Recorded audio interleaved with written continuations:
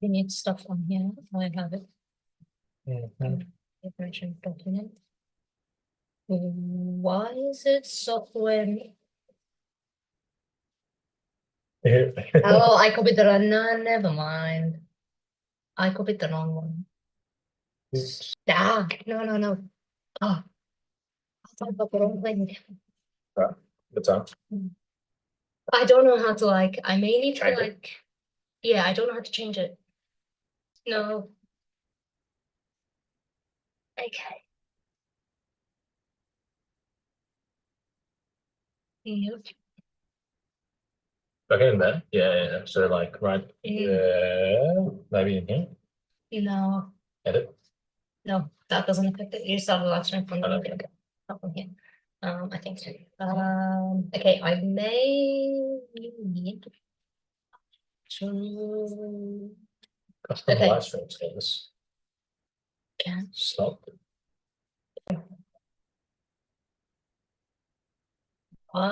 the content of this meeting is being sent. No, we don't want Directly to live on YouTube, or was it something No. separate? something separate because I'm not streaming from my Okay. yeah, not, everyone online, if you can hear me. I'm going to close the meeting because I made a mistake with the live stream and I'm going to start again. Apologies about that, but if you get thrown off the meeting, just please join again. Give me a thumbs up if you can hear me. No one can hear me? Oh yeah, you can hear me? Okay, cool. I'm ending the meeting now. No. Okay. Sorry.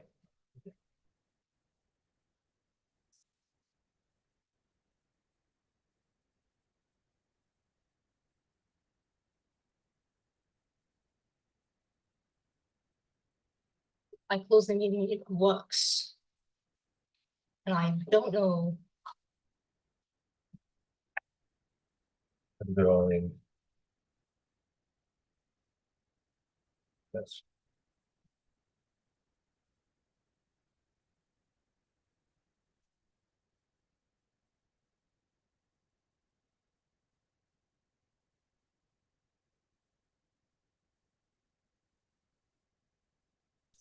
Yeah. probably pink. Yeah. Yeah, there we go. Okay, that's totally fine. Cool. Okay, so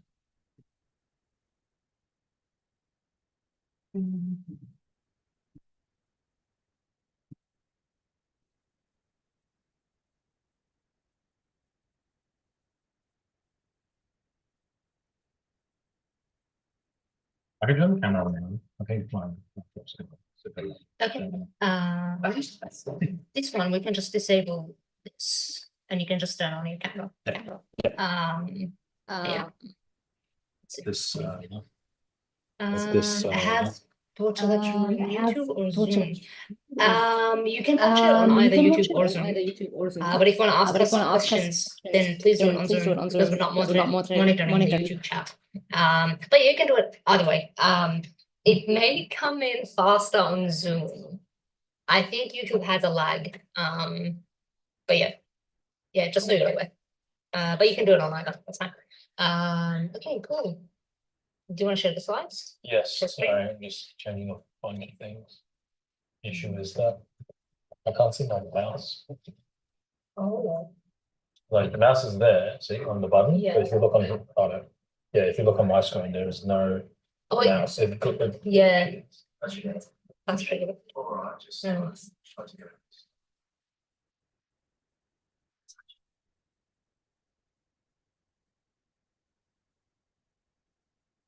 I'm gonna get you to monitor. Yeah, I'll monitor this There's no way in hell I'm able to manage. Yeah. I'll just put my hand up whenever there's a question coming in. Yeah. Oh, cool. Okay, now we can see it. Again, it's a bit delayed on YouTube. So I'm gonna switch to a different screen just so you're not confused about what's happening. Yep. I'll close this. No. This is the Zoom. Yep. So this is what people are seeing. Okay, cool. We can probably get started. Hello everyone. Hello. Thanks for coming to OSD Division Workshop. Before we start, I would like to take a moment to acknowledge the traditional owners of the land on which we meet today, the Wurundjeri people of the Kulin Nation, and I'd like to pay my respects to their elders, past, present, and emerging. Just a quick disclaimer, this workshop is not officially endorsed by the university or the teaching staff and may not fully reflect the accessible subject content. Any tutors that participate in this workshop have verbally chosen to do so voluntarily and are not expected to represent the teaching team. Sign up to CISSA if you haven't already. Anyone here not a CISSA member? No? Oh, this is Charlie, everybody. Good. Okay, That's it. of course. Thank you, guys. So my name is Charlie. For those of you that don't know me, I think I see a couple of familiar faces. So those of you that are in my workshops, cool, welcome. So you might find a lot of the content that we're going through today quite familiar. I could just notice a comment in the Zoom chat. If you guys want to have a copy of the slides, you guys can find a copy of the slides right here. Hopefully this link works. Let me know if it doesn't work. Okay, we'll get it fixed up for you guys. Okay, but this link should lead you guys towards the slides for today. Okay, it's just a bunch of camera slides. And the important thing to note for today is that, again, this is going to be a revision workshop. Okay, it's not going to be sort of super extensive in terms of I can't cover 12 weeks of content in the span of like an hour and a half. Okay, so instead, what we've done is sort of handpicked some of the more harder stuff. Okay, so I'm thinking things such as exceptions, I'm thinking things such as generics, okay, design patterns as well. Okay, it's going to be a lot of focusing on that. Okay, rather than trying to go through everything from what is a class, what is an object, so on and so forth. Okay, of course, usual stuff. Okay, if there are any questions, please do let me know. Okay, whether that be typing a question in the Zoom chat or raising your hand, please stop me at any moment if you think I'm rambling too much. Okay. So this is going to be sort of like the general sort of agenda for today. Okay, so the first hour is going to be me trying to cover through those challenging topics, so things such as generics, as I mentioned.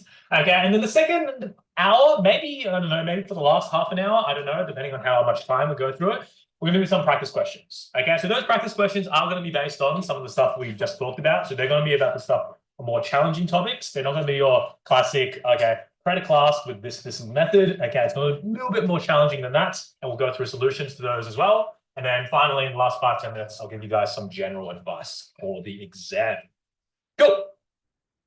All right, let's get started with the very first topic. That is generics. Okay, why do we want generics, and what does it allow us to achieve? Okay, generics, okay, by definition, allows us to parameterize types.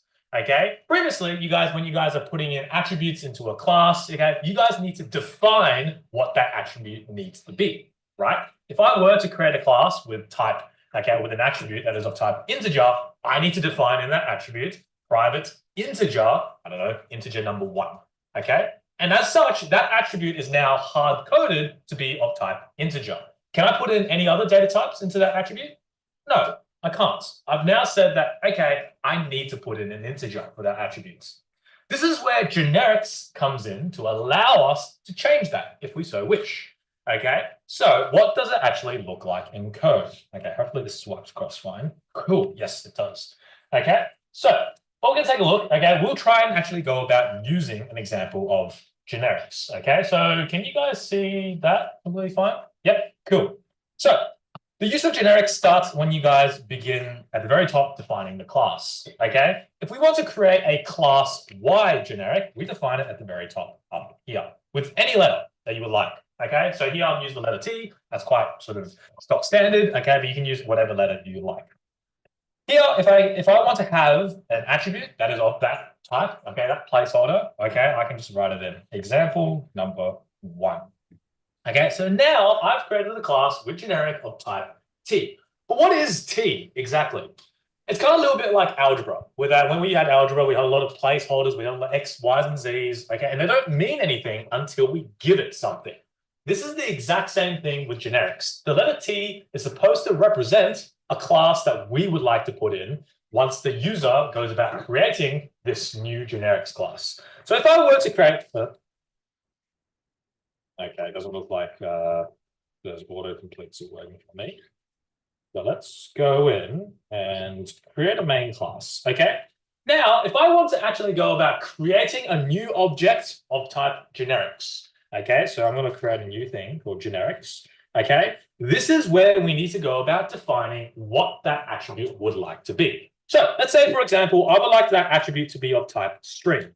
Well, that's all I need to do. So I put in generics. Okay, I say that within the angular brackets, I say there is string. Bam, okay, my new generics object, okay, now has, okay, a string type, okay, attribute right there. Okay, so that's how you go about using, okay, generics to say like, hey, if I want my attribute to have type string, you just put it in a string. Okay, if I want it to be something else, okay, let's say I want to be integer, okay, I can do that as easy as that. Okay, and the example follows so on so. Okay, so you can imagine where this becomes super useful. Okay, things such as array lists, hash maps, the people that want to go about implementing those data structures don't know what you're going to be putting inside those data structures. Okay, so this is where generics allows those things to be like, hey, you can put in whatever you like, but all the other functionality remains the exact same. Okay, on top of that, okay, so at the moment, what I've created here is an unbounded generic. Okay, I can put in whatever class that I like, any custom class that I create, any of the existing classes, doesn't matter. But what if, okay, for whatever reason, I want to limit, okay, the types of classes that can be inside there. Okay, this is where we can go about bounding, okay, those types and restricting what can be put inside them. Okay, so this is here as some examples saying that T, okay, extends number. This is saying that whatever class that I'm putting in place of the letter T needs to be a subclass of the class number. Okay, and the same thing goes about for this comparable, okay, /T as well. What it's saying is that this U, okay, placeholder, needs to go about implementing the comparable interface as well.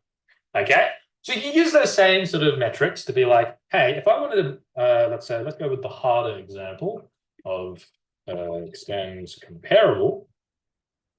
Let's go integer. Okay. Here I'm saying that, okay, the class that I'm going to be putting in, okay, needs to be going about implementing this comparable.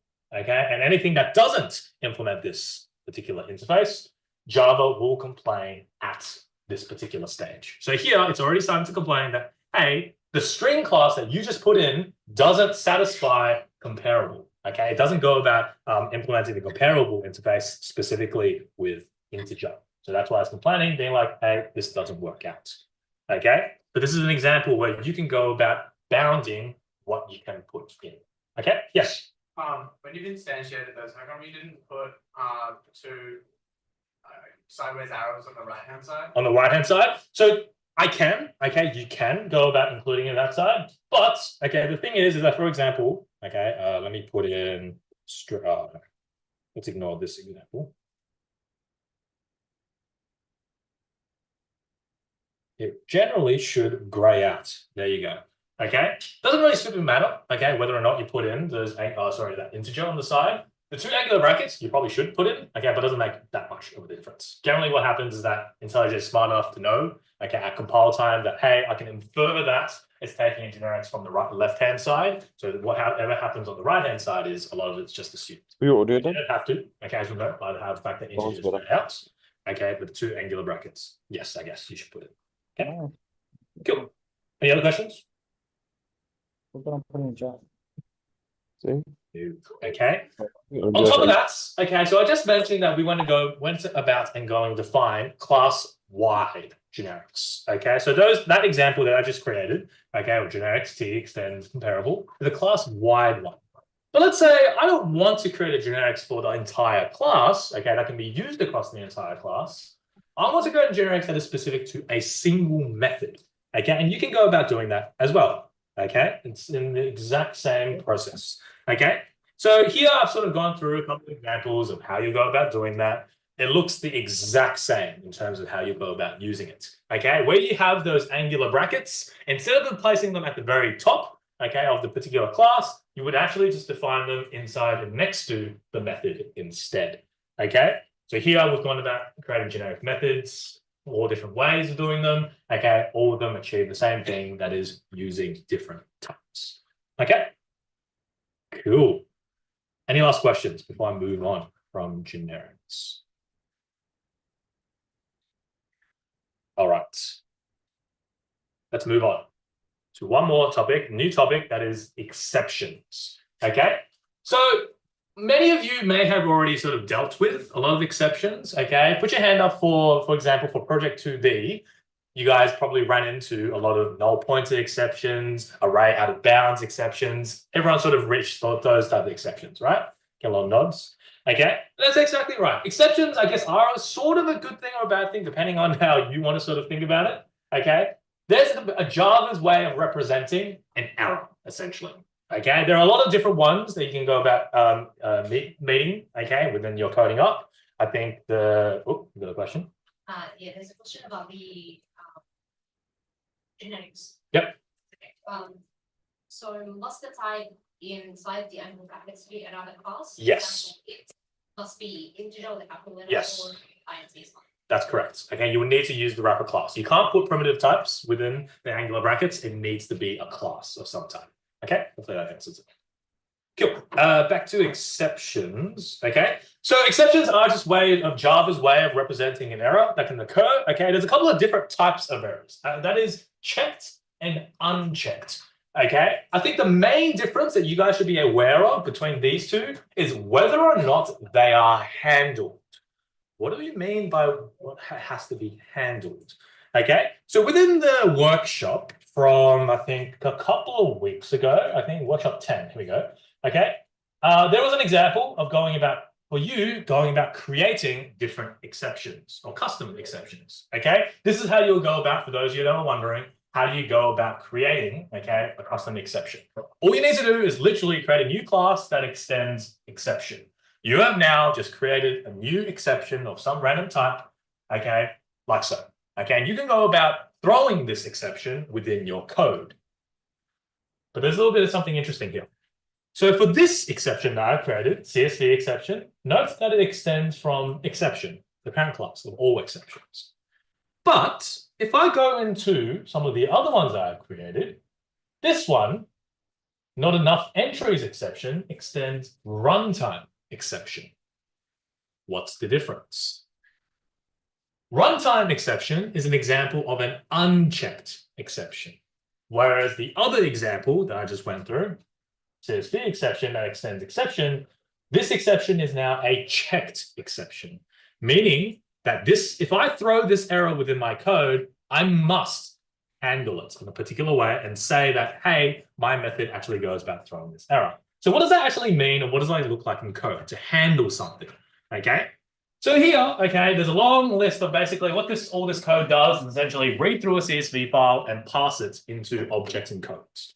Okay, but notice how, okay, at the very bottom down here, okay, I throw the exceptions of unmatched quotes, not enough entries, and too many entries.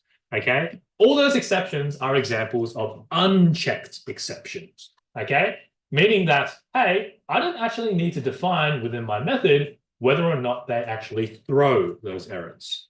Okay, so inside, I think it is somewhere in here where it says pass row or something. Where is it? Somewhere in here, okay, it throws the IO exception and CSV exception.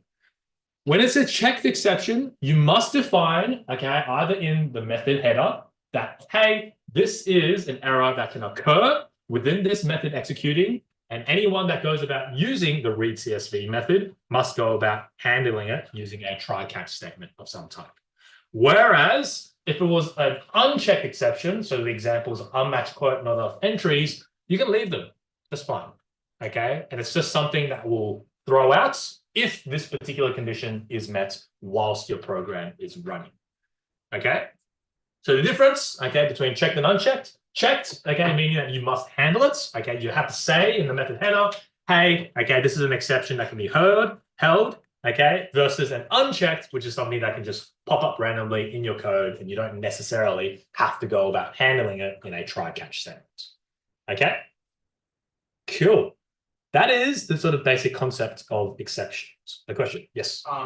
What's the difference between, so you can handle exceptions by either running them in a try-catch block or delegating it with a throws statement. What's the difference between throw and throws?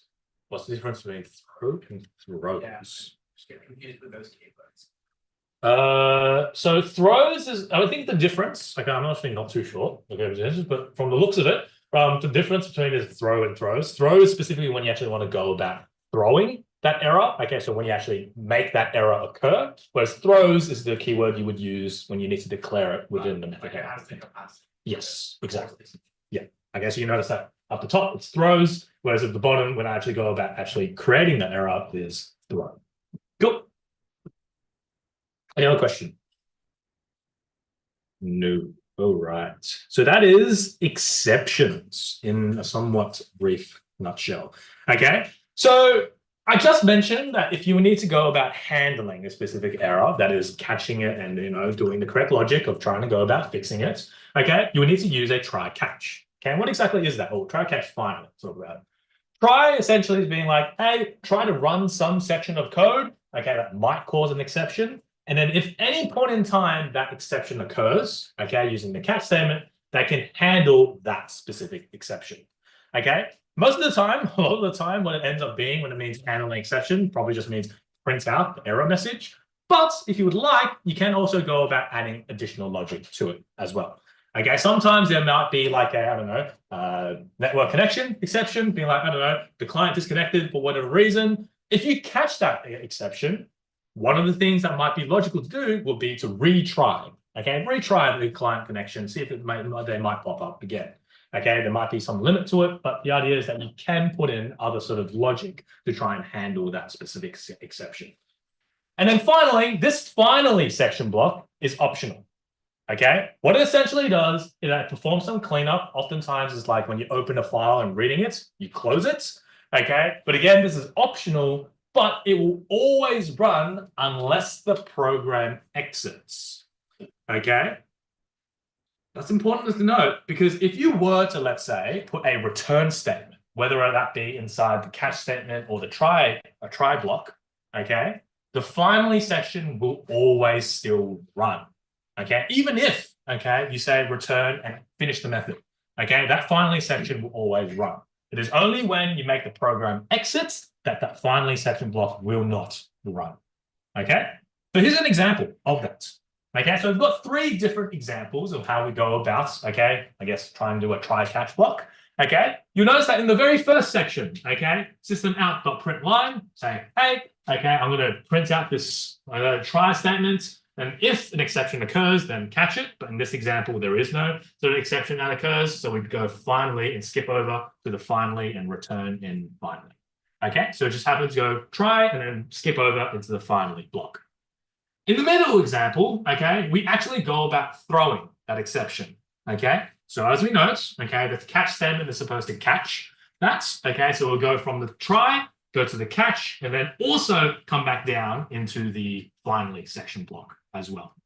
Okay, and then at the very last example, okay, we say we catch, okay, but then we do, I don't know why it skipped over into exception, but it should come back down into the finally block unless that they throw the exception on that third example.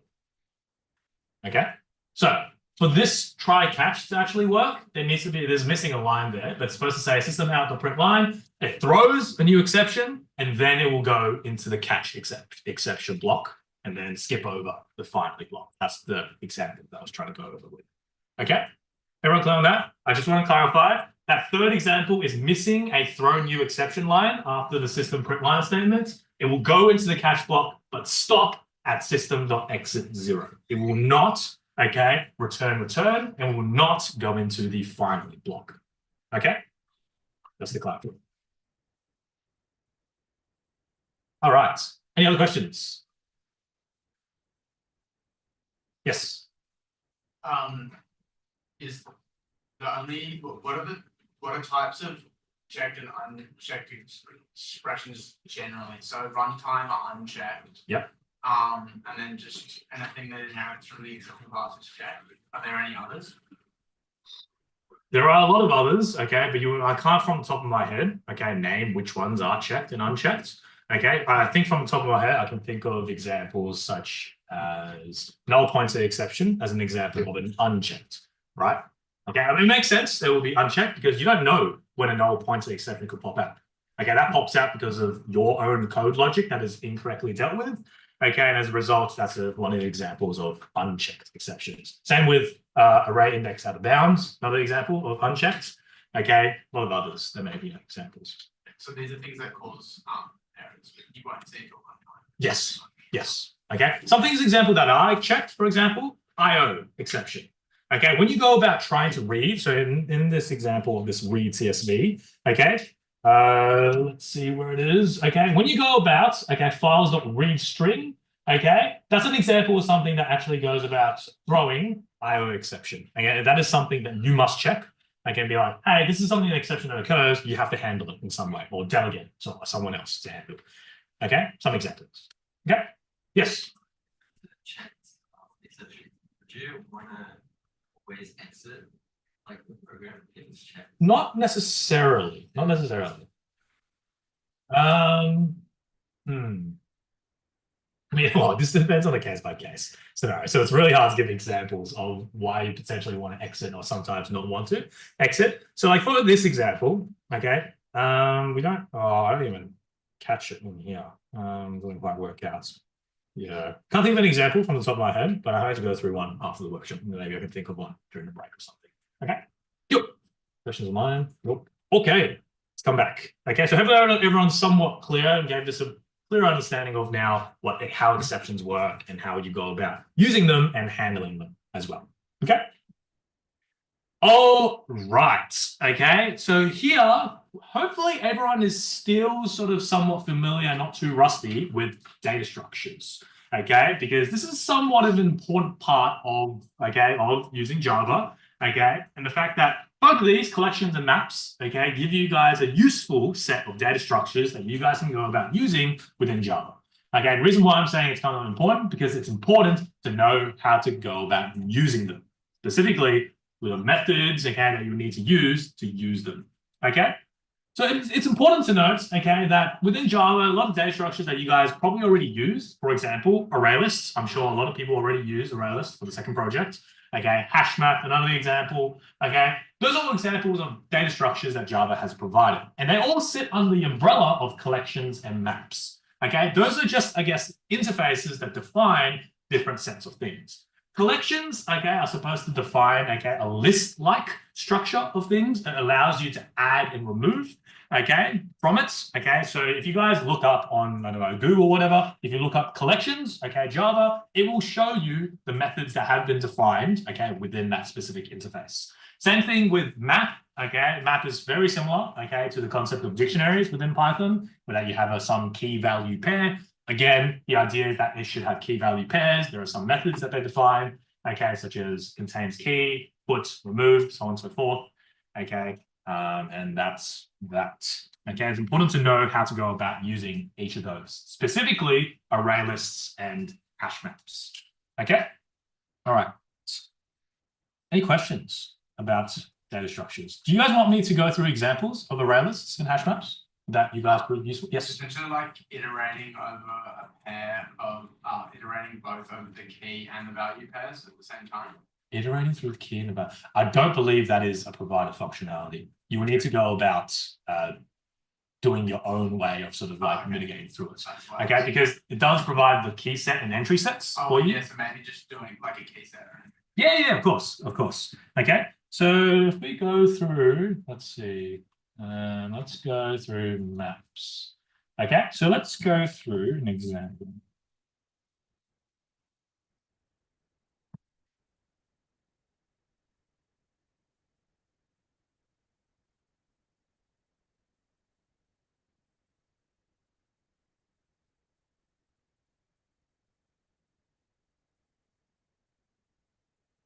Cool. Okay, so here we're creating an example of an hash map. Okay, hopefully everyone is somewhat familiar with using this. So again, we've popped up with our old friend of generics. So here we've put in the examples of string and integer. Okay, a couple of things to note. Okay, when you guys are adding things to it, for example, if I want to add a particular key value pair, you would use the method of put. Okay, so here I'm going to make an example of CISSA and using my value of 1. Okay, and then example dot let's put ES cubed times 2. It has 2 examples. Okay, so in order to iterate, okay, through both of these, okay, you will need to go into example.get key set, I believe it is. Is it get? No, key set. Okay, so this returns to us a set, okay, of keys that are provided for you guys. Okay, so this will return, if you hover over this, you will notice that it returns a set, okay, which is literally same concept than if you guys have done models or comp. Okay, it is a list of things, but it only contains unique values. Okay, so if we were to go try and go through this, what we can do, okay, is for each string key within the example key set, I can go about doing a for loop over that to get through every example. Okay, so integer value is equal to example dot get key. Well, then, okay, that's an example how you go about iterating through that hash map, okay, using the key set method that provides to us every single key that is available within our hash map, and also then providing us that value in the end. Okay, alternatively, if you want, this value set it's less useful, okay, but it is just a functionality that is provided to you guys. You can also get a set or collection, a list of all the values that are taken in from the hash map as well. Okay, so you can just directly get all the values, but unfortunately you won't get the corresponding key associated with it. Okay, so here we literally can just go about printing all out those values as well. Okay, so this is how you would go about, I guess, using and getting a couple of keys. Important things to note. Oh, yes. I just wanted to ask, do one of these keys needs to be unique, right? Yeah, good point. That's exactly what I was just about to talk about. Okay, so another point is that when we go about adding to keys in general, so when we have key value pair data structures, we need to ensure that the key is unique, right? Okay, because what happens if we put in some particular thing that is already contained within the hash map? The hash map data structure doesn't already do that for you. If you try to put in, for example, example.put CISSA, okay, I'm going to put the key CISSA in again. I'm putting a new value, okay, it won't complain, okay? IntelliJ will throw out a warning for you, but when you try to actually run this section of code, there's absolutely nothing wrong with it, okay? So here, what will happen here is that instead of, let's say, complaining at runtime that this key already exists, it will simply just overwrite the value of that key. Okay, so in this example, okay, so we first put in CISSA to have value 1, but then when another value key comes in that is of the same and tries to also add to it, it will simply replace it. So the new value for the key CISSA at the end of this will be value 3. Okay, that is something to note when you guys are, I guess, using hash maps in general. You do need to make sure that when you guys are adding in, okay, particular values, if and only if, okay, example dot contains key CISSA. No. Then, okay, if we wrap this under a if statement of basically saying that, hey, okay, only add in this particular thing if the key doesn't already exist, okay, so on and so forth, like so. Okay, so you can use the contains key method to double check, has this key already been added? If not, don't add it in. This is something that you will need to go about using to make sure that those things don't happen. Yes? This is an example where you could like throw an exception if someone tries. Yeah, exactly. This is where potentially you can create your own, okay, exception. Maybe say key already exists key, and then you can throw an error right there if that particular key already exists. Okay. Do note this, okay, because this is something quite important. Okay, Java doesn't already do it for you. So potentially, if an exam question pops up about this, please add in particular values to a hash map. This is something you need to be careful of to add in case of, duplicate keys popping in. Okay. Questions? Nope. Cool. Okay. Let's come back and let's talk design patterns. How are we doing for time? Okay. Good. Okay. Design patterns. Okay. This is probably the harder end of things. Okay. And it's completely okay that you guys didn't get it the first time around because these are complex. Okay. So I'll try and help you guys try to understand each of these design patterns one by one. Okay. Okay. So a couple of important things to note about design patterns is that each of these, please remember that each of these have a particular purpose in mind. There is a problem that each of these design patterns solve, okay? And they're really good at solving that problem, okay? But, okay, please don't use these design patterns if that problem doesn't exist, okay? If you don't have the problem that we need to ensure that a class only has one singular instance and needs global access, don't use the Singleton pattern, okay, or any of the design patterns. It's only going to make your code more complex for absolutely no reason and gain whatsoever, okay? So that's just a sort of disclaimer about this, okay? All right, so as I just explained, the Singleton design pattern is when we want to ensure that there is only ever one single instance, okay? There are a couple of potential examples of when then this may be, okay, useful, okay? For example, when you're trying to read in, okay, things from memory, for example, okay? If you create multiple objects that are trying to read in that same point of memory, that may lead to inconsistencies within your application. Okay, so that's maybe one instance where you want to ensure that there is only ever one class available. Okay, it is also another thing, okay, as a, I guess, a byproduct almost, okay, of using the Singleton, that it provides global access to that instance. Okay, so those are a couple, that's its use case. Now, let's talk about how it actually goes about achieving that. Okay, so we'll look at the solution there. Uses a combination of visibility modifiers and static methods and attributes to create only one instance. Let's take a look at how it actually goes about doing that. Okay, so let's start from scratch. Okay, so here I've created a class called Singleton. Okay, too easy. First thing, okay, is that I'm going to create a method, static method, for public static Singleton get instance. And it should return to me a Singleton instance. Okay. Next thing, okay, is I'm going to create a static attribute that is of type Singleton instance, like so. Okay, so actually, no, let's not make this. Let's make this private. Okay, a couple of things to note. Okay, when you set something as private, can other classes access it? No, straight up. Right? When you have something as private, it can only be accessed from within the same class itself. So let me ask you this. If I were to now create a constructor that is private, okay, who can create this class? Only this class itself, okay? So now, since I've created a sort of, let's say, I want to create a print statement, private constructor call. Okay, so now we've started to control how you actually go about creating this specific class, because constructors are the only way within Java that you can go about creating a new object.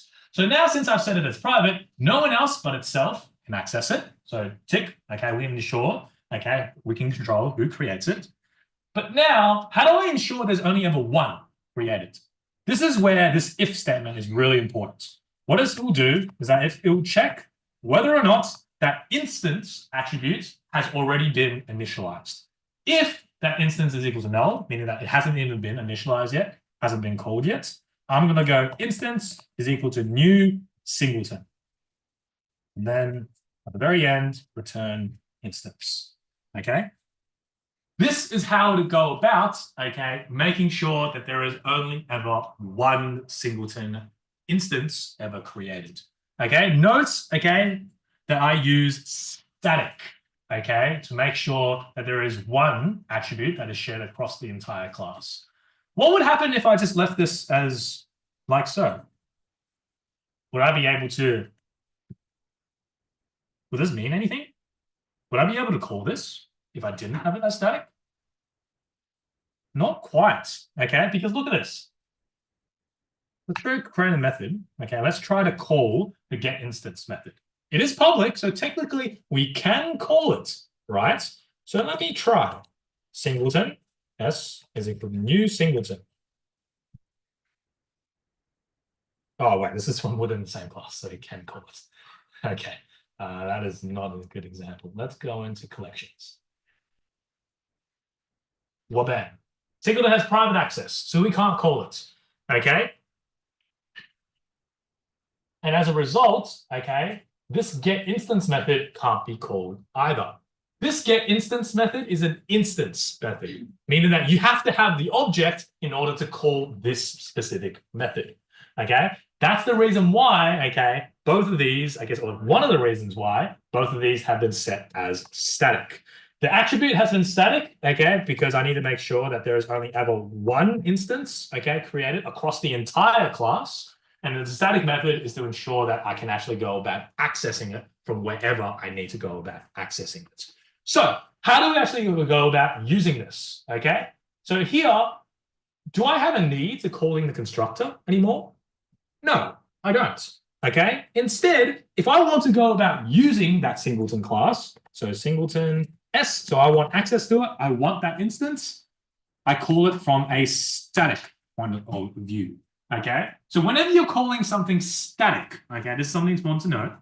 When you're trying to call a static method or a static attribute, okay, you call it by calling the class. You call the class dot, okay, and then whatever method or attribute you would like access to, then wabam, that is your method that you need to go about calling.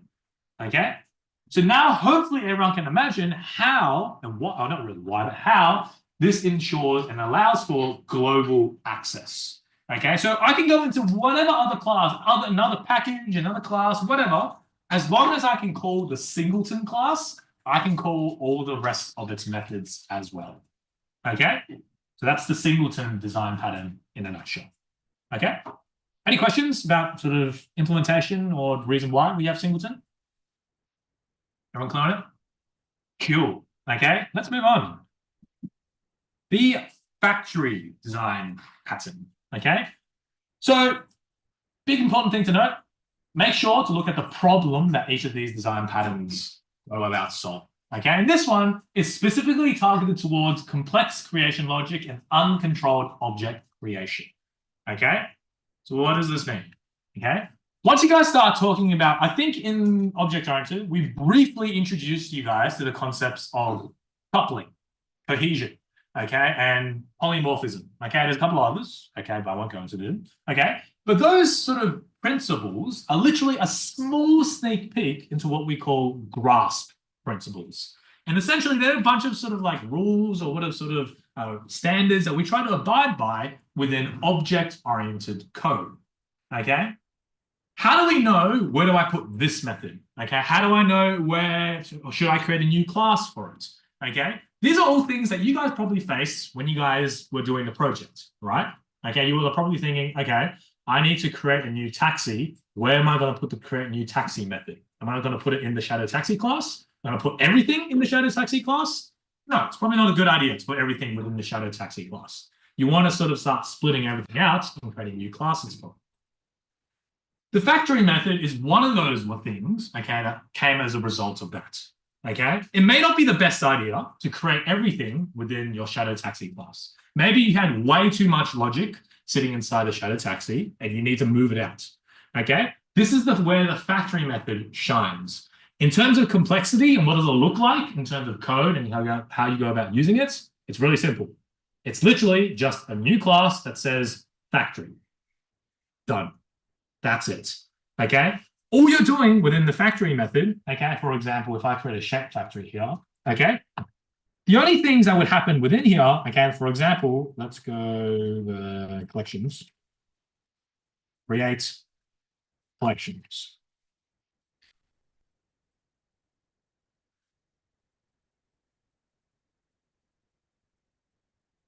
This is pretty much the logic of what it would exist within the factory.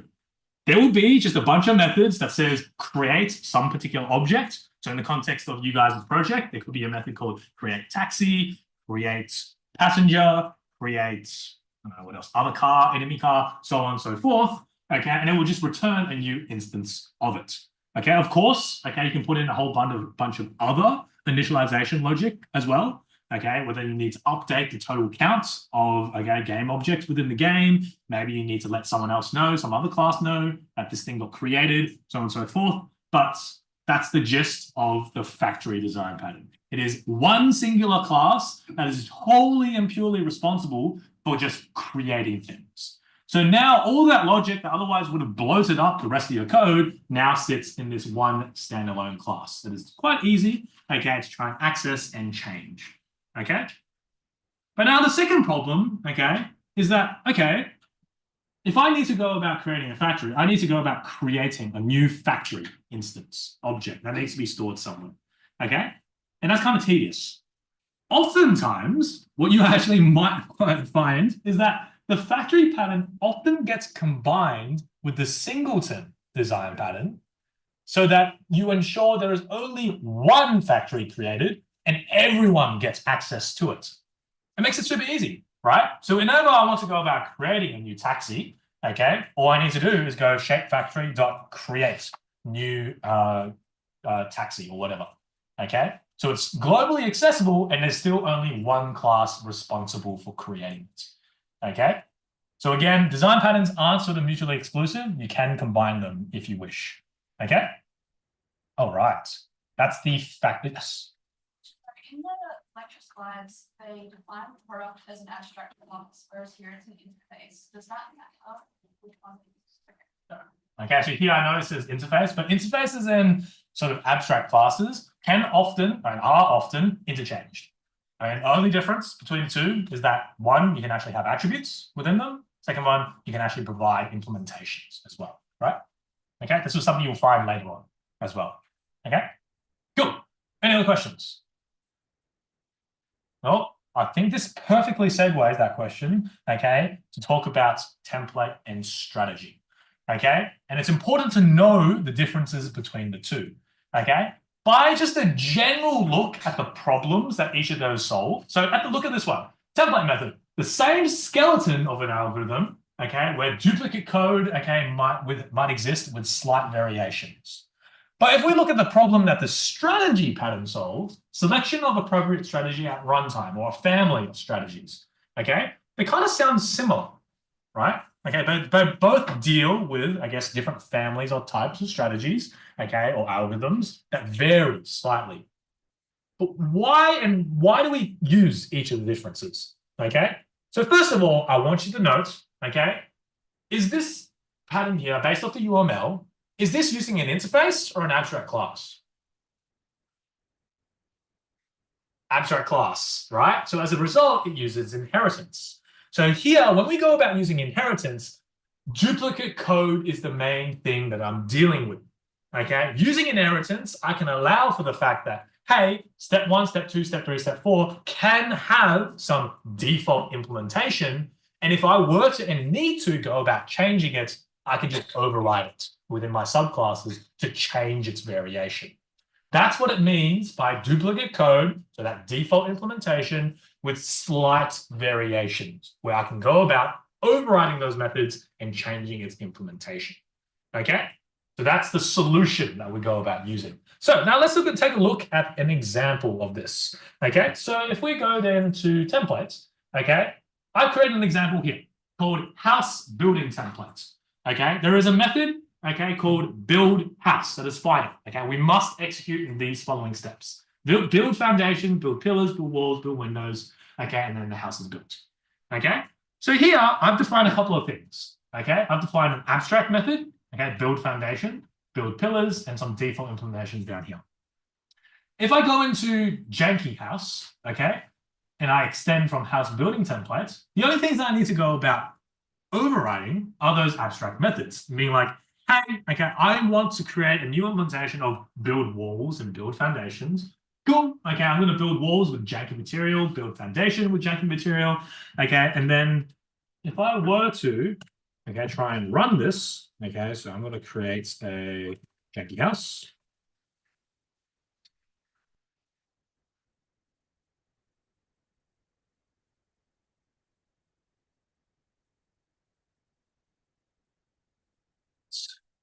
Build house and try to run this. Oh no, this is running program. Stop it. This.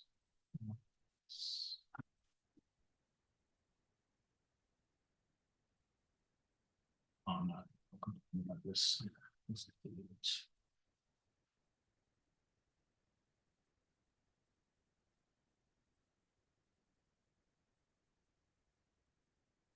There we go. Okay, so now we can see that all those steps that we just talked about, some of them still exist from the parent class. Okay, so we come back to the parent class.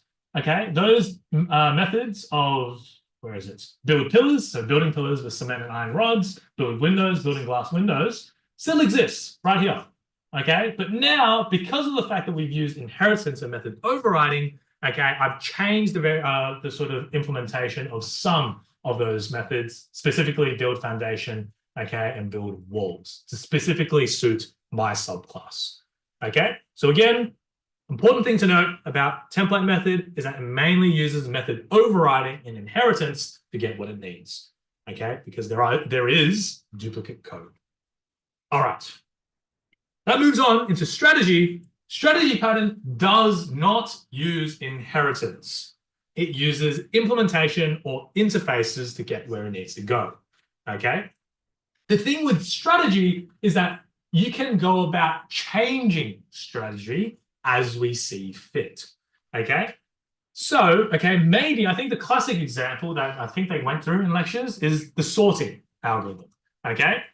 You can obviously have different sorting strategies depending on what time complexity or space complexity that you're looking for. Okay, and the strategy design pattern is like the perfect way to go about using them. If for whatever reason, in this particular context, I want to use heap sort, okay, I can go about changing, okay, my strategy to heap sort and then calling the sort method based off that. Okay, so a couple of things to note, you'll notice from the UML, it defines the interface and those concrete strategies, okay, those different subclasses, okay, go about implementing that interface. But that is not the end of it. It's always important to note that these strategies are always used in some context of some type. Okay, that will be some other class, okay, that goes about using the sort method. Okay, so in this example, okay, you notice here, STR is equal to new sum strategy. I set the strategy to, I don't know, STR, this new sum strategy, and then do something. That do something method will call the strategy method .execute method in there, okay? Whereas maybe later on within my code, I want to switch over to, I don't know, merge sort for whatever reason. I can set my new context and that same do something method will then use polymorphism to use the other method instead, okay? All right, code example time, okay? So within strategy, I've created, okay, two classes. Heap sorts and merge sorts, okay? The sort of unifying interface is here, okay? So it's called I sorting strategy. It sorts on list and returns it back. Simple, right? Okay, so if you guys take a look at it, okay, you guys don't need to look into this in too much detail, but the idea is that it implements both of the sorts, okay? Now let's go into a new main class, okay? This is our context class. Okay, and then if I were to go about using this, so let's create it. So there's likely going to be some attribute that exists within that context class, okay, that is defined by the interface. Okay, this is the important part, and that often, okay, you guys get confused with. Okay, when I define the attribute as the interface, so here, strat. Okay, question to you guys, okay, within this attribute, okay, I can actually put in any class that goes about implementing the sorting strategy interface. Whereas on the other hand, if I were to do this instead, okay, for example, heap sort, if I create the attribute like this, okay, and ignore that first line, can I now then switch into the merge sort strategy, or can I store the merge sort inside this specific attribute? So can I go new merge sort like this? No, clearly not. Okay, it doesn't allow it. But you might be asking, wait, but they both implement an interface. So they're both the same type, aren't they? Not quite, okay? The whole idea of polymorphism, okay, or when you use a parent class or an interface, okay, is that you need to store the reference to it as the parent type as well. Okay, so in this example, okay, I can't do the bottom line. I can't do this line, okay? In this example, I've specifically stored the type heap sort, and I can only store heap sorts within it, heap sort objects within it. Okay. Whereas on this first type, okay, I can put in new heap sorts. Works completely fine. I can put in new merge sort and works completely fine as well. Okay. But what exactly, why would I want you to go about doing this? And what's the limitation? Okay. The limitation is this. So in our heap sort method, I've got a whole bunch of methods in there, not just sort, right? So within my interface, I only define the sort method. But here you'll notice that there's heapify, there's heap sort, all public methods. If I come back in here and I say this as heap sort, now I'm just going to set this as public for convenience sake. Okay. Now, look what happens. New main, new name, m dot struct. Okay, so that's my attribute right there. Now, if I call dot and call sort, I can all goods. Okay, I create a new array list of 1, 2, 3s, whatever. Okay, sort's completely fine. Okay, but just notice before, can you guys tell me there are other methods available as part of heap sort, right? There are heapify, heap sorts. Okay, so there's all those other methods available to me. Can I access them right here? No, you cannot. That is the limitation, okay, when you're going about storing it as the parent type. Okay, you can no longer access those subclass specific methods, okay, such as heap sorts, for example, or return an error, okay, heapify, all those examples, okay, but the way that it goes about calling that, it will still call the heap sort specific method through method overriding. Yes? Could you downcast? Yes, you can downcast it into heap sort to get those methods available to you, but yes, that's just up to you. If you need to go about using it. Okay. All right. Okay. That is just something to be aware of. Okay. And that's the ideal way of going about using the strategy design pattern. Okay. All right. Questions? Nope. All right. Almost there. Oh, yes.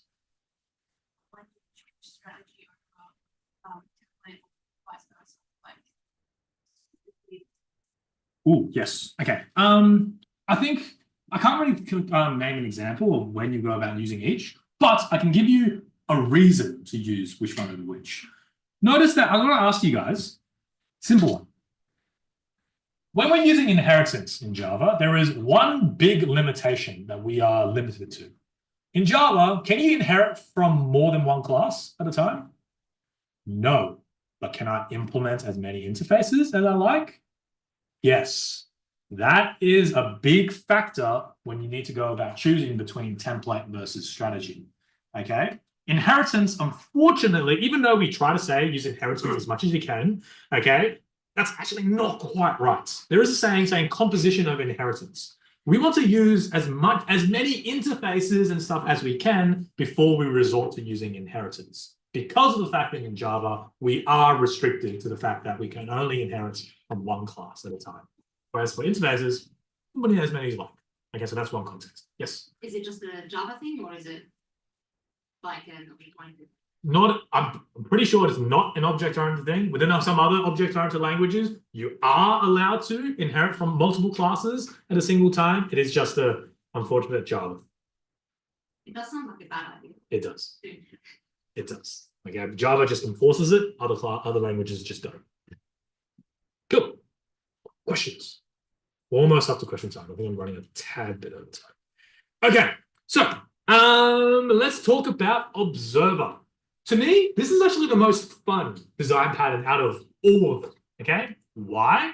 Because this leads into something called event-driven programming. Okay, let's talk about it. The observer pattern, okay, solves the problem when an object depends on the state of another or wants to trigger something based on some other thing occurring. For example, okay, let's say that, I don't know, I want to be aware of when that door opens or when that door closes. Okay, whenever that door opens or closes, I want to be notified and I can make that mark down attendance or something. I don't know. Okay, The naive way within code, okay, as a tutor class, I don't know, have a while loop that checks for whenever the state of that door changes, okay? But is that very efficient?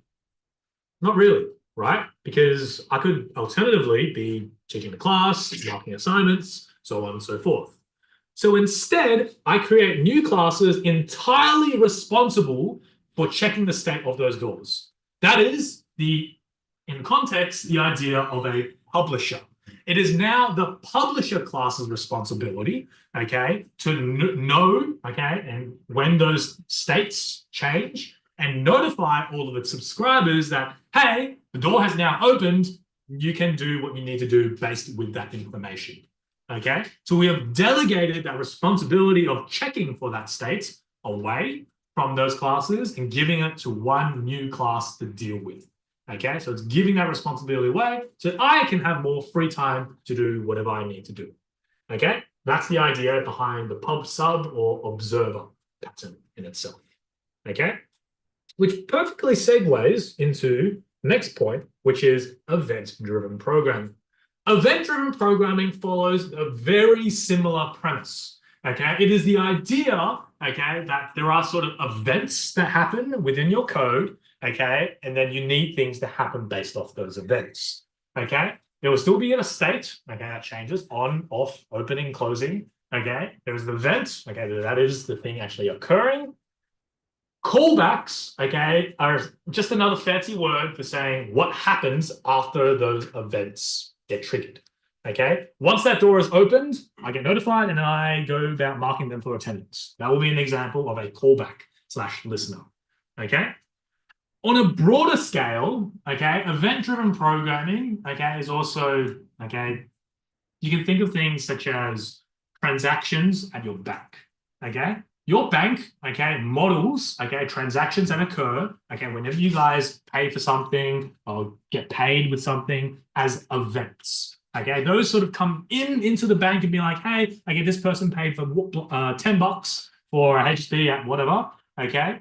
And then they know to like, okay, cool, $10 was spent. I'm going to deduct $10 from their account and then give the other person account $10 in their way.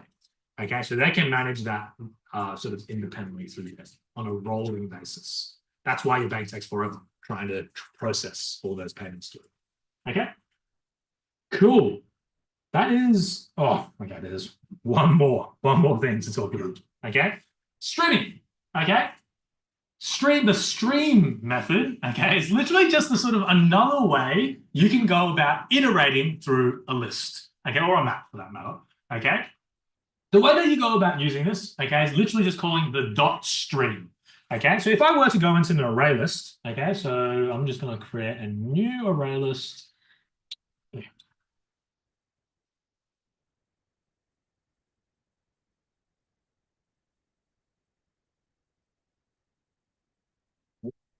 I do not give it a name. Yo, if I were to go dot stream, now you are now allowed to go about calling the rest of those methods. Essentially, it's going a for loop over everything. So let's talk about map. What does map do? Okay, so what map does is it essentially goes through one by one each of those elements within your list and it does some particular transform on it or maps that thing. So for example, okay, I do something like this. Why is it complaining? Already defined. Yeah. What does this do? Okay. Literally, what this map function does, where it says b arrow b plus 1, little lambda function there, okay, essentially goes through every single element within my array list and adds 1 to it. Okay. You can do other sort of more complex things about it. Yes. What happens if the thing being stored in the array list, it doesn't make sense to add 1 to it? You can do whatever you like if you've got like it's an array list of taxis. Taxis, yeah. You can't add 1 to a taxi, like that would make sense. All right, integers. Yeah. So here it's integers, but here it doesn't complain at this point, okay, but when you run it, it will complain. Another example of an unchecked error, right?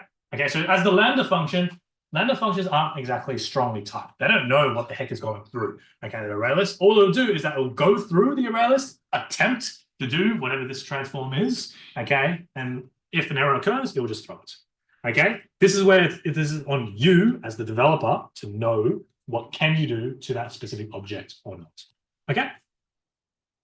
Cool, okay? So that's how you go about using the map, okay, method.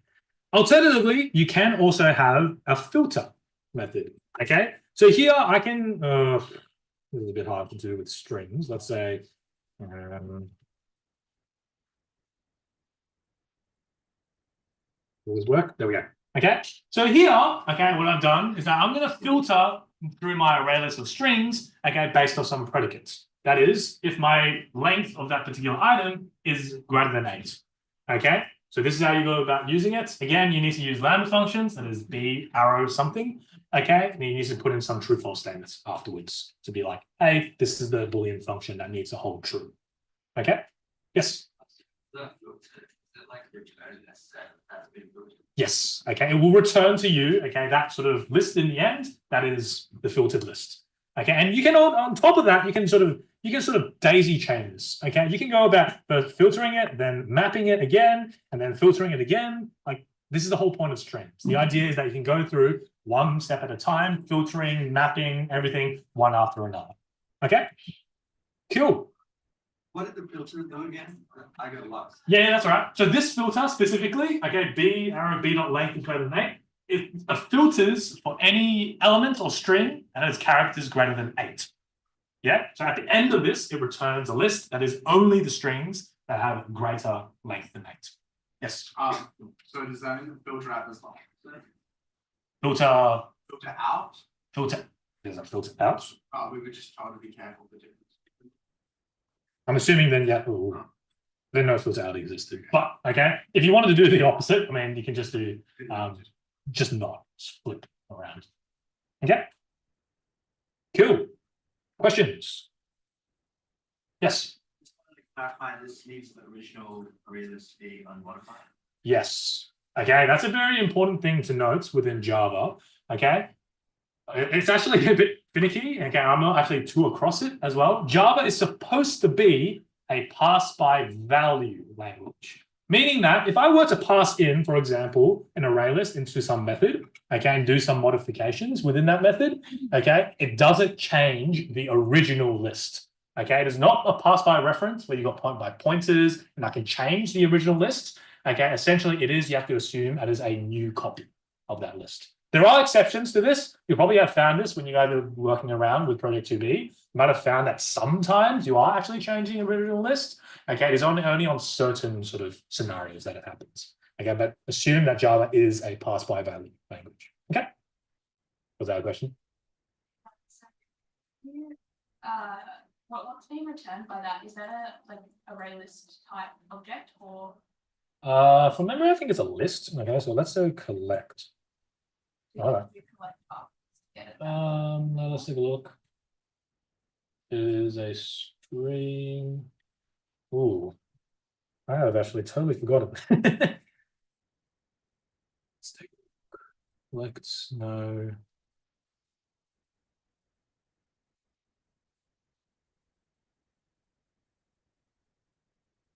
Okay. I'll be honest, I've completely forgotten what actually happened at the end of this. It has to be some method to array or something. I'm sure if you play around with the sort of methods around here, you'll be able to find out. It's not too tricky. Okay. All right.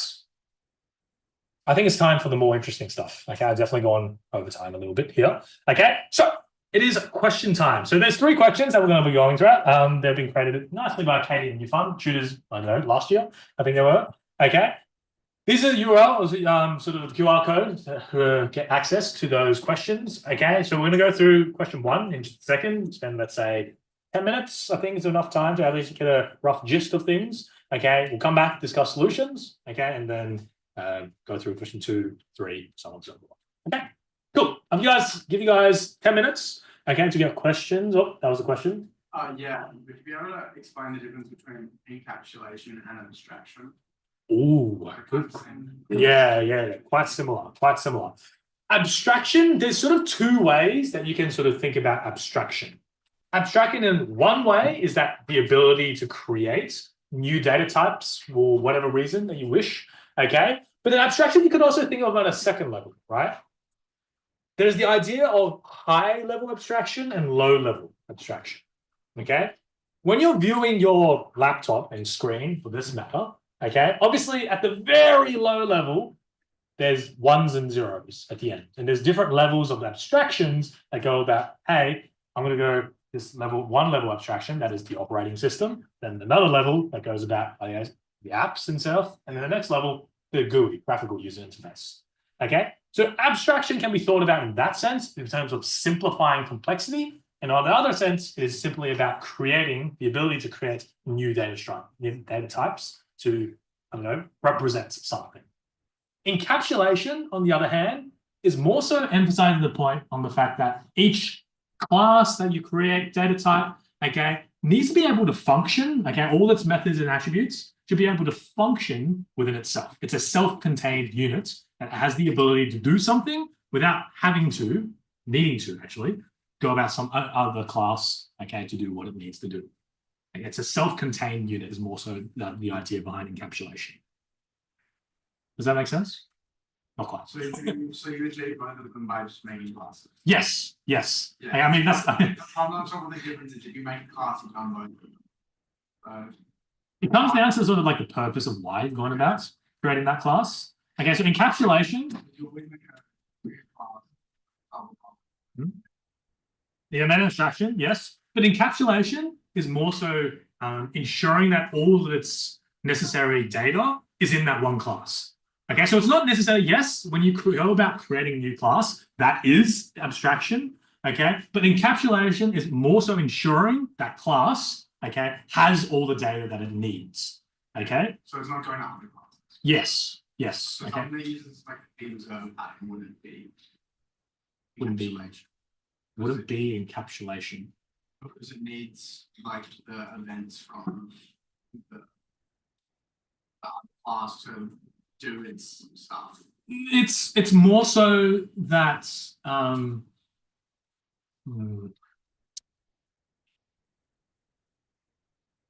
for example, the publisher example, if we're going to go back, okay, it's encapsulation because it's encapsulated within itself because that subscribers list that needs to go about calling to notify everyone, it has that as an attribute.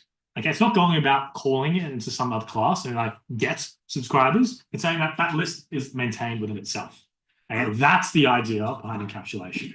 Yeah, the data should be self-contained, not needing to go somewhere else to get it. Yeah. Cool.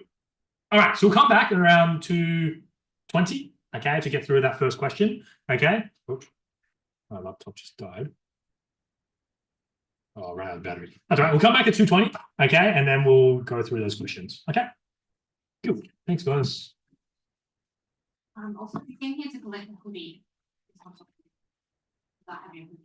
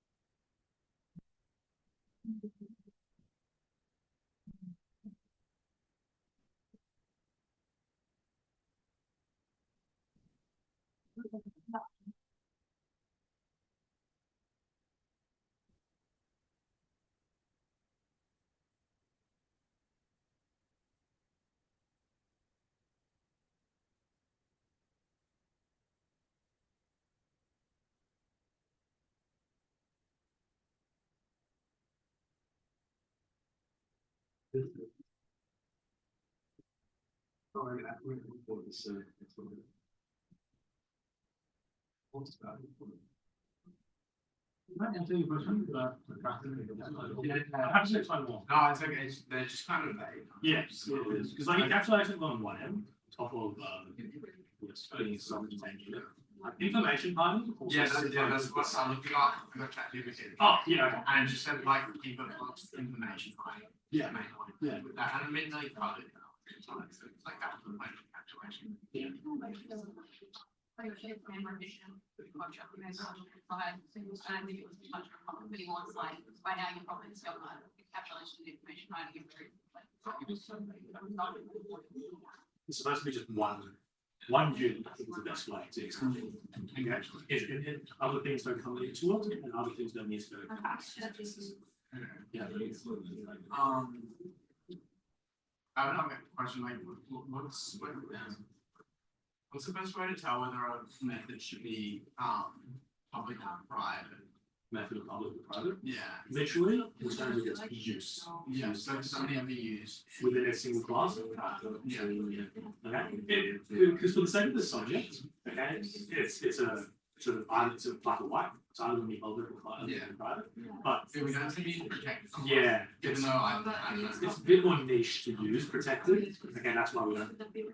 It's another like whole debate there. I'm trying to understand why we use protected. That's why we like Yeah, with inheritance, I don't quite understand why, in the parents, yeah, like why have the parent have to use private and initialize them through like super and then in the constructor, and then you just get it instead. Why not just have them protected and you can change modify them directly in the child class? Yeah. Because you're still changing it in the same way. There's one argument for it, okay, is that one argument for the fact that illegal is private and that public gets incentives get involved in them. The argument for it is that you have more granular control over debtors incentives. Like if you left it as protected, those subclasses can directly like change that attribute and get that attribute value, right? Yeah. But that allows them, okay, for example, to set some string equal to numbers. It's not something you want, okay, but maybe something you want to protect against. Okay, maybe. Yeah. Okay, that's what I'm saying. You can get on the setters, you cannot ask it, right? If you're going to set it, in the setup method, you like if whatever you're trying to set is not, you throw an exception, you have that control. Versus if you have protected, you don't. Yeah, I guess just because a lot of the getters essentially use don't have to do anything other than just like directly modify it. Yeah, makes a lot of sense. Like this input involved in getters. Yeah. But more often than not, you probably don't need that to control. Is just something to be aware of. Right.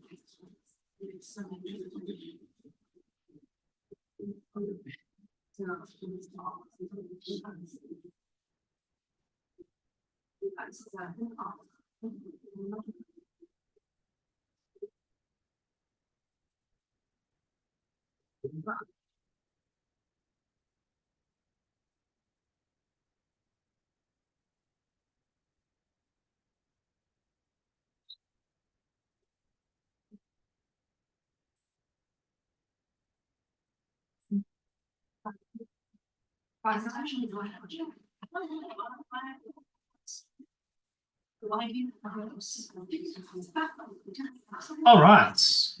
Let's talk solutions. Okay. Hopefully it didn't take everyone too long to complete this question. Okay. There's a couple of things to note. Okay. When you're writing skeleton code, we don't expect you to write the implementations of any of the methods. The main idea behind writing skeleton code is that one, you know what types you're dealing with. So all your attributes should have the relevant types and the method signatures. That's the main idea behind writing skeleton code. Okay.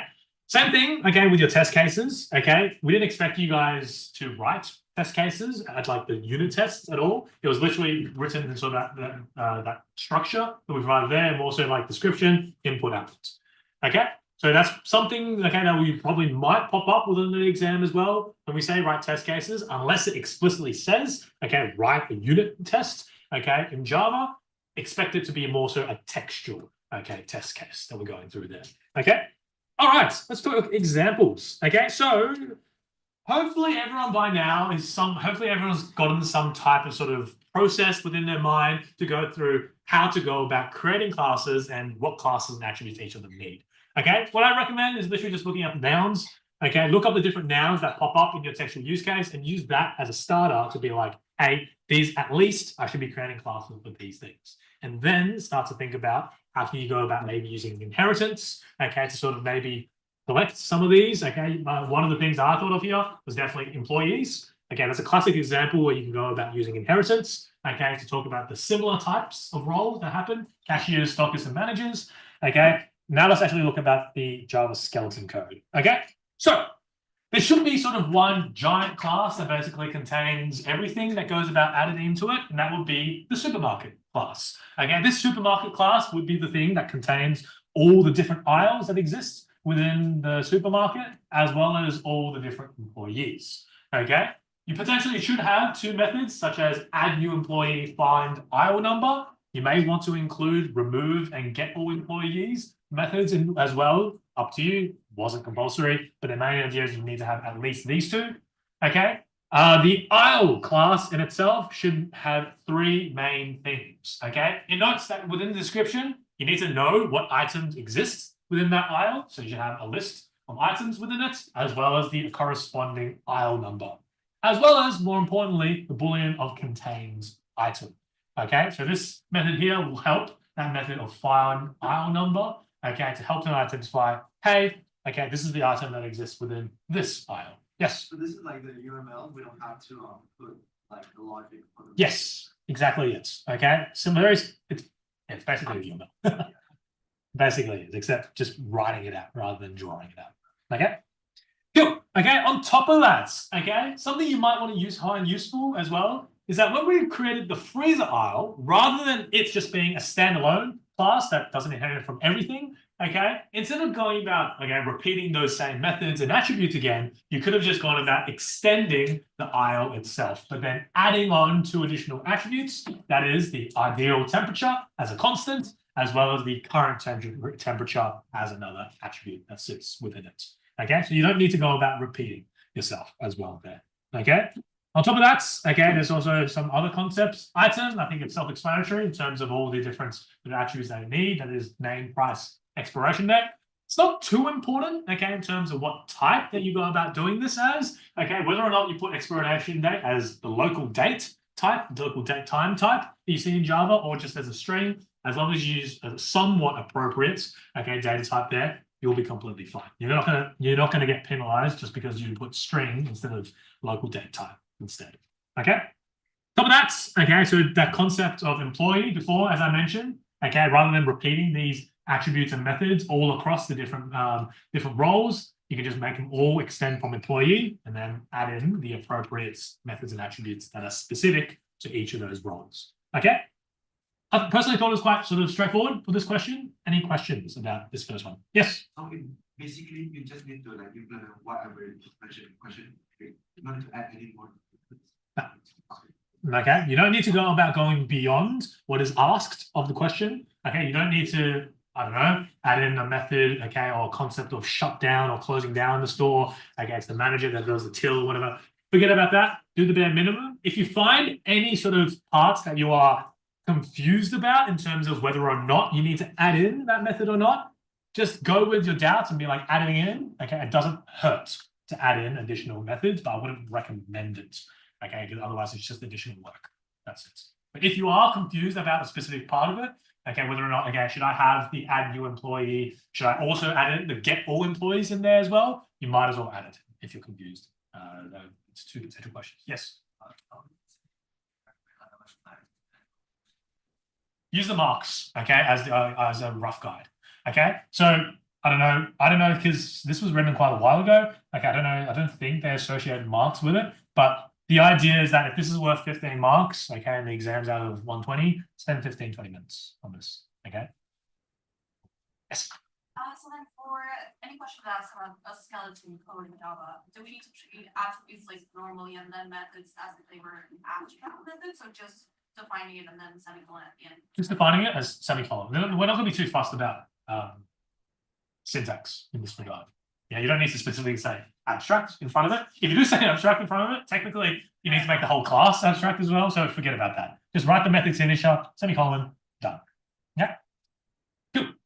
Any other questions about sort of Java skeleton code questions in general when you're doing them? Nope. All right, then it is time to move on to the second question. Second question is a bit more hands-on. Okay, there is going to be sort of more code, okay, involved. See if we can get it. So we can get it. The test cases, I wasn't really going to sort of go through it. Main reason why is because as long as you think of some valid example, that's fine. Okay, because the amount of times that's all when we go about marking it, it's literally just if it's somewhat a valid test case. So for example, I don't know, for this, what happens if there are 0 employees and 0 items in the store? Make sure that the find aisle number returns false all the time. I don't know. Okay, that's just a simple one. Not too the test cases one isn't too robust. Okay. All right. So second question. Okay, is this the crypto one? I forgot if this was the crypto one. Oh no, this one. This one is the folder and files. Okay. So there is a bit of code involved for this question. Okay, as you will note here. Okay. I'll leave it at that. Okay, I'm not going to provide too many hints for this one because I think you'll realize once you get started what other concepts you'll need to introduce into here for this question. Okay, it's not as simple as just creating the class itself. There are some other things you'll need to add in as well. Okay, so again, I'll give you guys probably a little bit more time on this one. Let's say 15 minutes, 10, 15 minutes. So we'll come back at 2:40, 2:45-ish. Okay, and then we'll discuss some of the things that you need to specifically include for this question. Okay, of course, in the meantime, if you guys have got questions, I'll be lurking around as answering any questions. Okay, cool. Thanks, boys.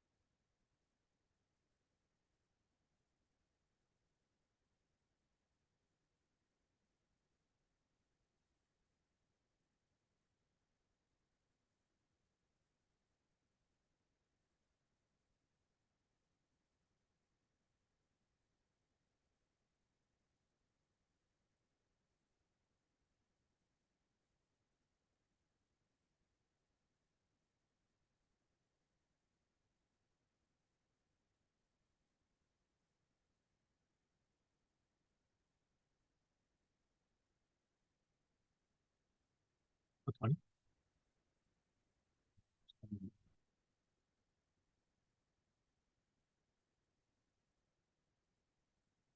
I might skip the last one.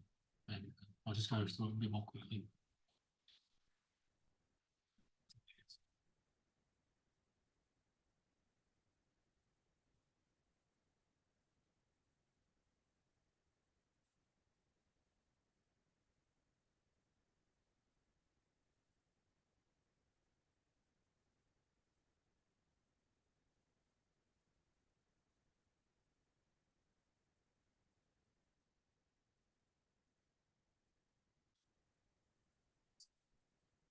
All right, shall we talk solutions? Okay, so hopefully everyone somewhat got a gist of what I meant by it's not as simple as straightforward as just creating a class, right? Okay, and hopefully you got that from literally the very first question.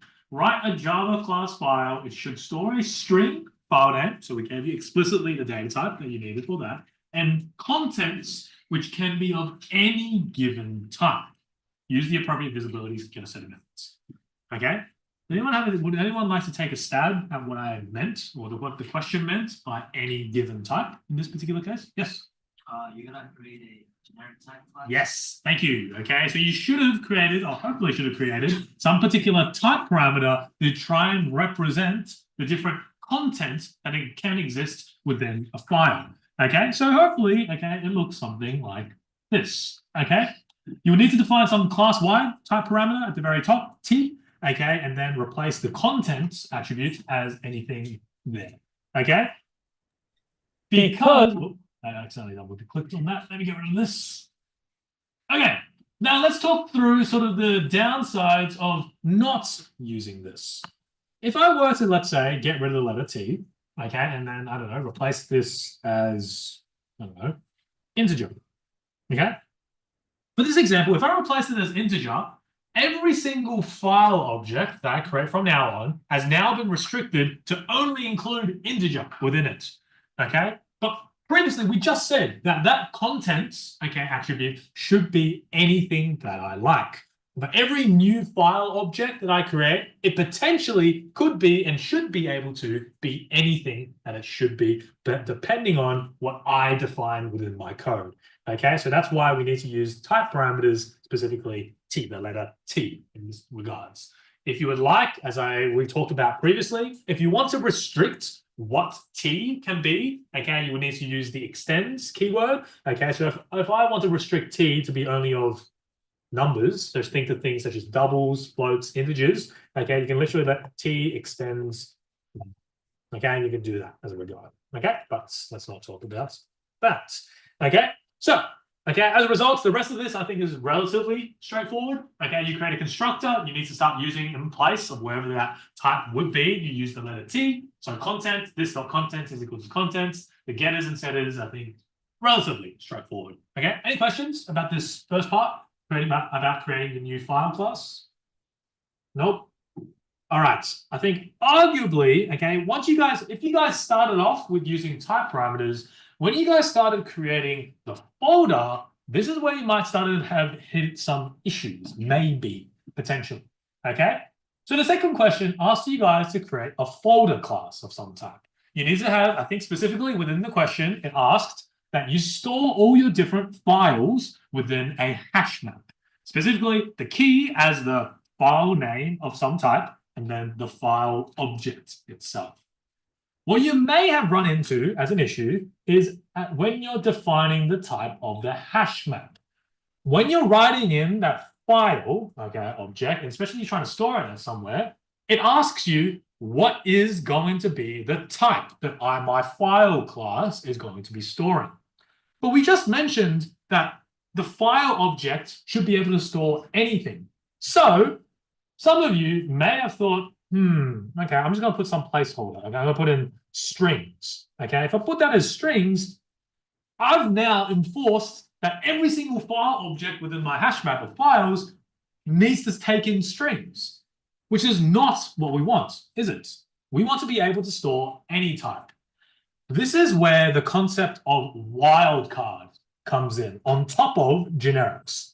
Wildcards are used in place of a type parameter T when you don't know what that type parameter is going to be, but you're saying that, hey, it's going to be something, I just don't know yet. Okay, please use this placeholder that is the wildcard instead, just to sort of get around the fact that I need to define a type in this particular place. That is the purpose of using the wildcard.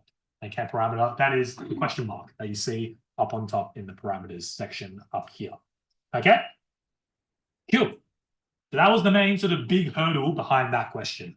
Okay, there was one initial hurdle, the fact that you guys needed to use type parameters in generics. The second hurdle was that you needed to have used a wildcard in place of some type parameter you define at the top.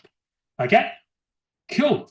Okay, other things. Okay, so I think the rest of this, okay, this is where it's starting to get important that you guys are familiar with the hash map and array list method types. Okay, it might be on the slightly harder side of questions, but don't discount this from existing within the exam.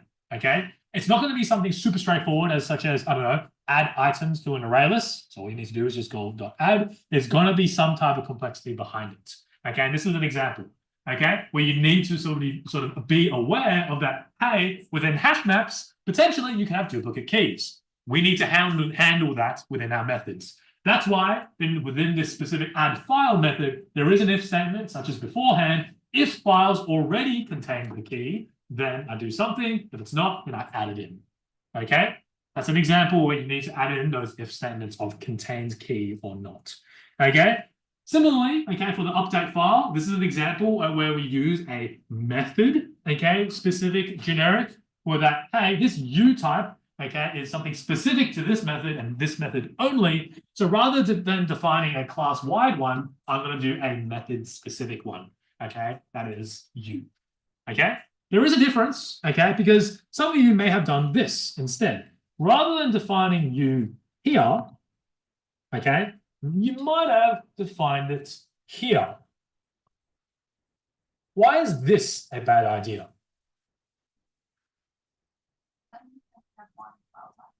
Yeah, so whenever I go about updating a file, I can only ever, for that folder, update one singular type. Okay, whereas we need to make sure that whenever I'm updating something, it could be something different each time. And that gets defined at the point of that method call. That's why for that particular instance, it is important that you do a method specific, okay, generic type. Okay, and then hopefully for the toString method, okay, it's just a matter of sort of formatting. Okay, I think string.format is your best friend when you need to go about using or need to format your string in some particular way. Okay, so let's explain through what we've done here. Okay, so we use string builder. That's just literally just, I guess, go-to when you need to go about formatting strings. And then this probably takes you back. I think it was one of the first exercises in Grok, I think, that we sort of briefly talked through this. But essentially what it is, okay, each percent sign is trying to represent a new variable that you're adding in. The minus sign means that this particular string that you've sort of put in, okay, is left, okay, aligned. 13 is referring to the minimum length of that string. So if I were to, let's say, if the key were to be only length of 3, it would fill the rest of those spaces with white spaces instead, okay? And then the rest of it follows, okay? And then the S is sort of representing that this variable is of type string, okay? All right, so that is the folder question, okay? On top of that, okay, how do you actually go about using all those methods? So such as the method specific type parameters, the class-wide generic, okay? This is how it potentially could look, okay? So each time when we go about creating a new file object, you need to define what goes inside that generic. So here I've created a file that takes in strings, a file takes in integers, and I just say new file, and then the contents are, okay, in there specifically. So here I take in some strings, here I take in some numbers, integers specifically. Then I'll go about initializing the new folder. I add those folders, and I can print out whatever that current folder type is. And then I can go about adding new things into it as I see fit. Okay, yes? File as a hybrid data type. Hybrid data type. What do you mean hybrid? Both string Both string and integer. that's fine. What you can do, okay, I don't know how, if you mean by hybrid as in like a pair type of concept, is that what you're trying to go for? Because if so, you can do something like this. Generics, you're not sort of restricted to sort of just having sort of like one singular class in there. You can have generics within generics. Okay, so here's an instance of that where that I'm just going to import pair. Okay, I can create pair file. Let's see, new file, and I can add in the associated types. So that pair itself is generic. Well, it's a class that uses generics. So you can sort of have sort of this nested structure of type parameters in type parameters and like that. Okay, you're not restricted to just one level. You can do something like this line here. The file class, I don't need to have pair. No, it's saying that you can put in any class that you like. And this is where the beauty of generics, you can put in anything that I like, including a pair that takes in, okay, both a string and an integer. I can put in inside the file here, okay, an array list if I like, or even a hash map for that matter. Okay, this is sort of the beauty of having generics. It literally takes in anything that you like. Okay, cool. Questions? Few questions that could be like in the exam. Like, would they have to come up with something like this, like 15 rules? This is probably on the harder side of things. Okay, but I can't discount it. Okay, because again, I can't talk about exam questions. Okay, but this is totally within the scope of your sort of subject. Yeah. Okay, because everything that we've talked about here has been taught. Yes. Actually, folder. Yep. So this is where you need to use the wildcard. This is the most important thing. Yep. Are you going to pass the solutions? Yes, there's going to be solutions. Okay. I just realized I didn't think I showed the QR code. Okay. In the interest of time, okay, what I'm going to do is that I'm going to come back here and show you the QR code to solutions. Okay. So here is the QR code towards the solutions I'm going to be talking about. Okay, so feel free to take a look. These slides are again going to be available afterwards. Okay, so you're not going to be missing out too much. There are recordings of this on YouTube. Okay, so yeah, if you need solutions, here you go. Okay, in the interest of time, we've only got like just over 5 minutes left. Okay, I'm going to go straight away into the solutions of question 3. Okay, which I think is quite an interesting question. So let me scroll through. Okay, so. No.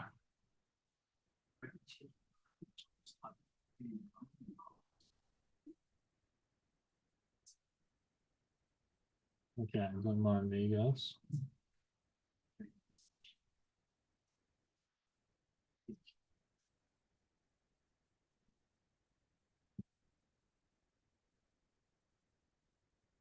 There we go, guys. Just a second.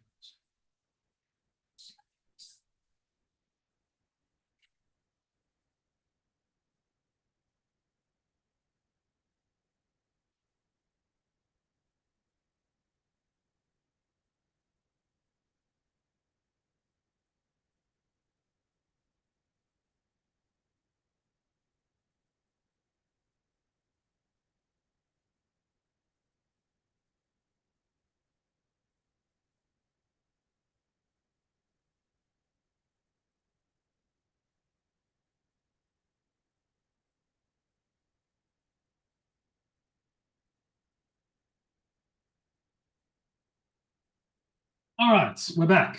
Okay, so for the third question, okay, we still sort of talked about the concepts, okay, of sort of like basic inheritance, okay, and that stuff. But there was additional elements of trying to implement the design patterns. Okay, so this is where hopefully, okay, some of these you guys are somewhat familiar with some of these design patterns from what we discussed before. Okay, so one of the questions was that, okay, please implement the AVAX currency, okay, as a singleton, because we want to ensure that for whatever reason, there is only ever one instance of this currency. Okay, so this is where we're going to ask you guys to make sure that, okay, in this particular instance, we need to have a private attribute that is instance, a static method that is get instance that will allow you to get that singular instance for the AVAX currency. Okay, the other things, so you need to create an abstract class that is of currency, has type price and the get price set price.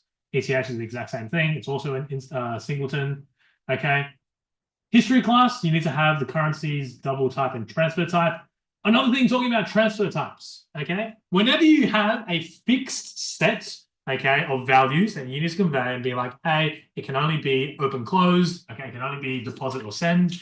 Enums are the go-to concept when you're either using it within Java, okay? Enums can be used in a very similar fashion to your classes as well, okay? So note here, even though it's just in this example for the solution, I've only used deposit, send, and deposit and send. You can actually give each of these, okay, an attribute. Okay, so for this instance, okay, so public string.get attributes, okay, are all valid things that you can go about doing for your enums if you require it and need it. Okay, so if your enum, for whatever reason, needs to have, I don't know, a color associated with it, some message associated with it, you can actually associate it like this. Okay, cool. All right, there's a bunch of other things that I won't really sort of go into because I'm in the interest of time, such as this main method, or sort of the wallet method, okay, which needs to have hash maps and lists, okay. Hopefully everyone gets the gist of these just by me talking about hash maps and lists so bloody often, is that you need to be familiar with hash maps and array lists, okay. You need to be familiar in the sense that you need to know what methods you need to go about calling, okay, for whatever particular functionality you need. Okay, and be aware of what each of those methods require in terms of method signatures, inputs, and outputs. Okay, once you are familiar with those and are able to use them, okay, I think you guys will be in a good spot, okay, to tackle these type of questions for the exam. Okay, so for those of you that don't know already, okay, the exam is going to be basically split into two parts. Okay, that is the multi-choice section at the very start. Okay, I don't know how many of those, I think it's 10, 20. Okay, and then the extended answers towards the back. Okay, those extended answers are going to be exactly these types of questions. Okay, they're going to be asking you, please write some skeleton code, please write some textual use cases, please implement hash maps and lists, okay, adding and removing from them. Okay, that's why my best sort of advice for you guys for the exam is to get familiar with doing this. Okay, not doing it through IntelliJ because, well, as you might have noticed, as I was typing things and for the sort of demonstration, IntelliJ auto-completes a whole lot of bloody stuff for you, right? Okay, so you might sort of gotten used to the fact that, okay, whenever I type in, okay, okay, dot anything for a particular class, it shows you every single method that is available to you. In the exam, you don't have the luxury of just, I don't know, writing dots and then all the methods just magically appear in front of you. Yes. Will there be a text? Yeah. So I believe, okay, it's going to be on LS. Okay, someone correct me if I'm wrong there. Okay, so it's not going to be as smooth as it is on IntelliJ, where you can go about indenting, and then when you press new line, it's all goods. Okay, what I recommend is using the dot points, okay, stuff that you guys can see. Okay, whenever you guys are doing an LMS exam, you guys still can put dot points in that text box. So at the very minimum, you can still do the indentation as per normal, rather than needing to press space a whole bunch of times to get the indents that you need. Okay, so please get familiar with using, okay, those sort of code style questions in an exam condition. Okay, so not in an IntelliJ, in some random text editor, so you can get used to both the way that you're typing things and getting used to and memorizing all the different methods that are available to you guys. Okay, cool. Okay, that brings a wrap, okay, to today. If you guys got any questions about exams or just object-oriented stuff in general, okay, I'll be here for the next half an hour or so if you guys got questions. Apart from that, thanks, guys, and hope you guys best of luck for exams. Thanks, guys.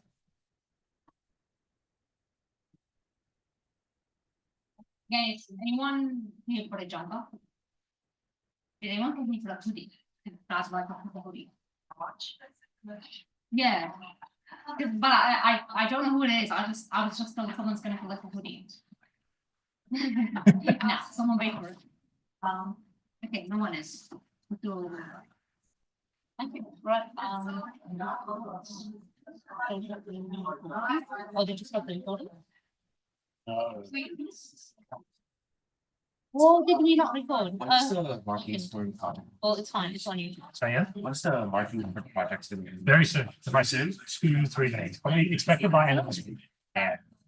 So it's going to be out before exams. It's just soon. That one. Yeah. It's all done. It's just a matter of moderation. Okay. A lot of people had extensions, Oh. like the 5-day extensions, and they only like they only put it on Friday. Like some of them even just yesterday. So yeah, yesterday Monday. I don't know. But some people had some really big ones, but Yeah, that's let's fine. start Yeah, tomorrow. that's fine. Yeah. Yeah. Gonna